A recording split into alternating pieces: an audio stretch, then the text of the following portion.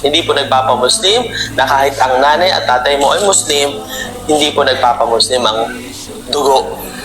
Hindi din pwedeng sabihin ng tao na Muslim ang parent ko, Muslim din ako. O di kaya may dugong Muslim ako. Wala pong ganun. Wala pong dugong Muslim. Bakit? Pagka ba ikaw ay naubusan ng dugo at kinailangan mo ng blood donation, sinasabi ba ng doktor, yung dugo mo, dugong Muslim, hindi pwedeng salina ng ibang dugo. Hindi, walang ganun. Hindi nagpapamuslim ang dugo. Tandaan po natin. Hindi din po yan sa salita. Ang pagiging Muslim ay hindi sa salingwahe, hindi sa salita. Maaaring may makikita kayo na Muslim pero iba yung lingwahe nila kasi doon sila nakatira.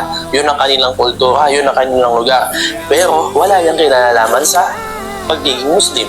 At mas lalong hindi din po nagpapamuslim kapag ikaw ay taga Saudi Arabia. Ayan, taga Saudi Arabia, Muslim.